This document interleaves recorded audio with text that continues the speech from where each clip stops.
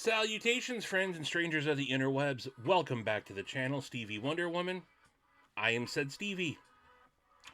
This is the final knife that I am making a video on in the very, very badass case of knives that SatuDave sent me to check out. I did an unboxing, first impressions of everything a couple weeks ago. So we had the, let's see, I got my list right here. We had the Max Ace Babylon, we had the Hoback Sumo, the ZT0550 with his custom tie scale, the ZT0850, the Southern Grind Bad Monkey, the Hogue EX01, and the Max Ace Sandstorm, which I just got done uploading. This was the first knife in the case and kind of set the pace of what he had sent to check me out. This is a custom Grayman Knives Satu. And I don't think it's any surprise that a man named SatuDave, his favorite knife is the Satu, right? At least one of his favorite knives. I think he's got like 5 or 6 of them. But this one is a custom. And I don't know everything about this knife. I don't know what the blade steel is on this. I think I've seen stuff from them that's on some of their premium steels. They use like 20 CV, or they're using like a high carbon steel. So I'm not entirely sure on this. There is no blade steel marking on it that I could find. Um, but these do have custom scales on them. It's kind of this, so it is titanium handles, and you can see it's kind of got like this burnt anodizing finish to it. You can see the tomahawks that have been etched into that side. And then on this side, you can see the arrow that has been put onto the scale. This is a thumb stud flipper, and I believe the name Satu is Indonesian for one. I've done a little bit of research on Grayman.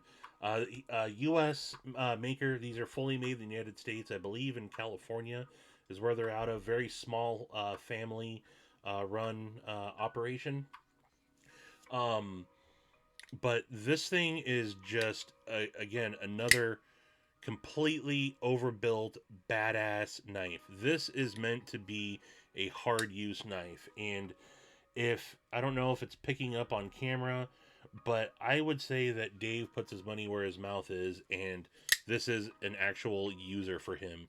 You can see there is signs of this being a well-used knife. It's not messed up in any way, but there's all sorts of snail trails and everything on the clip.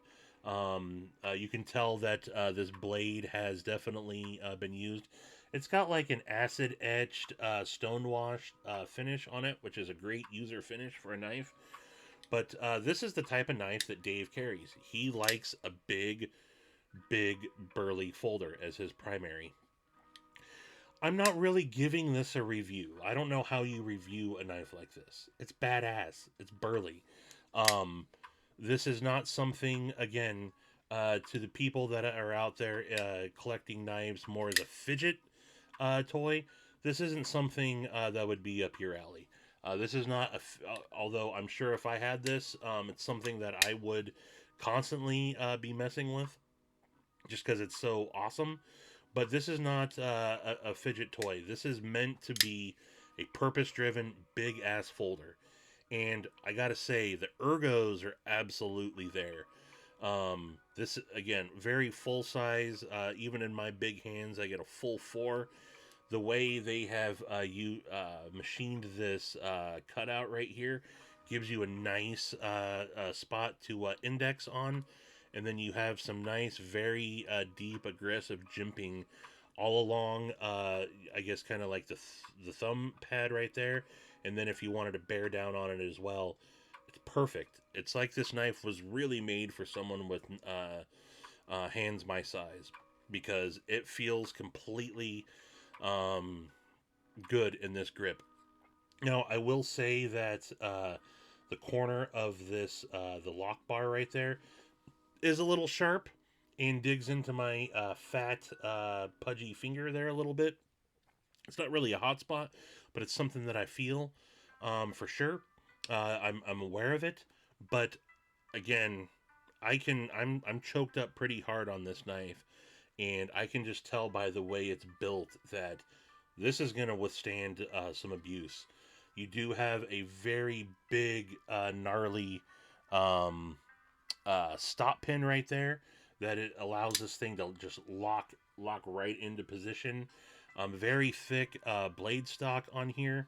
This is not the sliciest thing, but it's going to cut through just about anything you'd need. Um, Again, this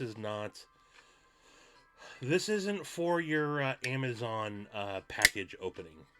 This is more again of a good working man's solid everyday useful knife. Um, and it's gorgeous. It really is.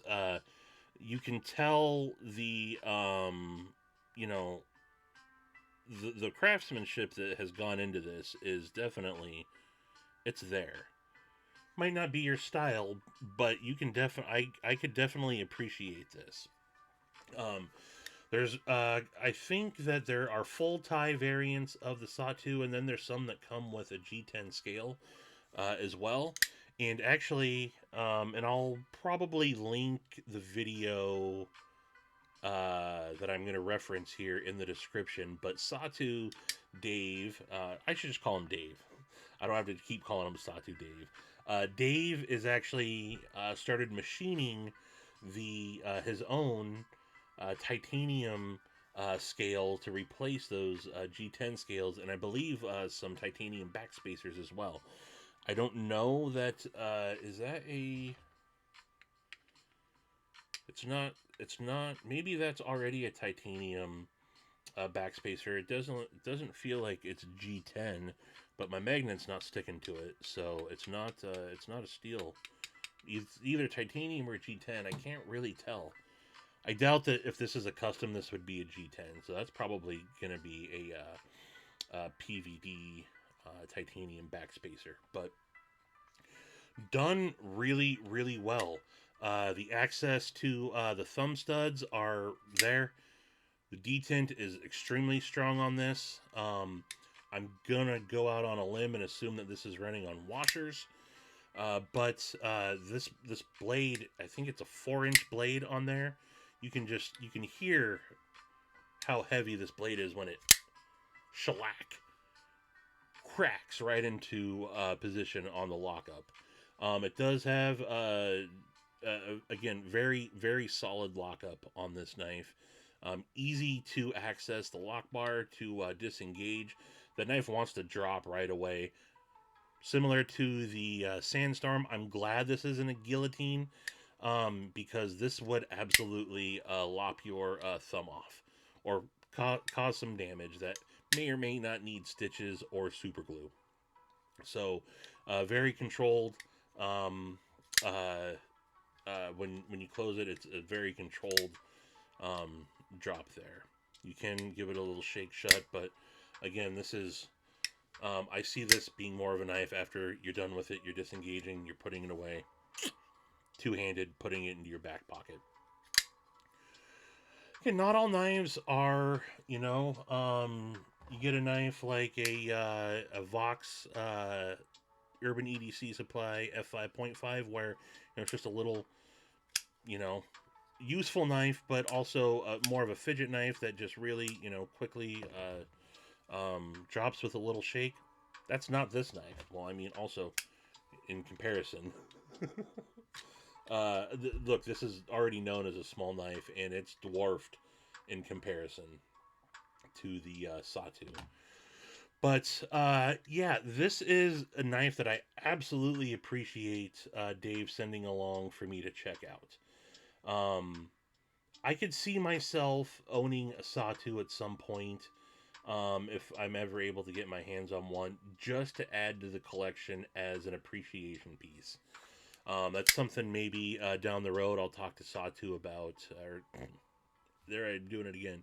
Talk to Dave about again, and see what he recommends. If he's got a line on one, or again, not in a rush to go out and get one, but I just think after oh, you can kind of see. I didn't notice it until just now. Is it picking up on right there? Actually, you can see Grayman USA on the blade. You see that right there? Finally picked up. So there it is. There is there. What the Sam hell was that? I don't know. I don't know what just fell off my desk, but what I was about to say is, being that this is going to be the last knife that I have, I'm creating a video for. I think the purpose of Dave sending me these knives was he knows I don't have a lot of experience with big U.S. made folders, which is his primary. That's what he collects, is big U.S. made folders, and I absolutely have a not just a newfound respect for these knives, but I can appreciate the craftsmanship that goes into these, and it's been great to be able to experience a lot of these. So, more than anything, again, I think that's what Dave's intention was, and for that, I am extremely grateful. This has been a wonderful experience getting to check out so many awesome knives. I'm going to be boxing these up and sending them down to my douche bro number 3, Brandon Thrasher. Shout out to the Eliza Douche crew, which he is a part of. Fellow Pacific Northwesterner. But these are going to be en route to down to Brandon Thrasher here within the next day or so. So I'm sure that you will get to see B's take on a lot of these knives as well. Which a lot of these knives are more up his alley. Brandon's a big folder guy as well, so I'm very interested to see what his opinions are and his take is on these. But again, this has been a very pleasant experience for me. Really, the first time that I've had someone send me a bunch of knives for me to check out, and so I really appreciate it, Dave. We chat pretty frequently at this point, and he knows how appreciative I am of it. I don't need to keep saying it over and over again. Probably starts getting annoying to him after a while, but I truly do appreciate this, Dave. You know that. Big shout out to you, and look, you're one of the coolest dudes in the community. Extremely generous, and just a cool dude to again, I've said it before, just to get inside of your mind during some of your knife rambles is great. So, and I know I'm not alone in that opinion. So that's all I got for you guys. Again, this was the Grayman Satu custom. There, the camera's finally picking up a good profile of that. So, yeah, that's it, guys. Appreciate you tuning in. And until the next one, I'll talk to you all later. Deuces.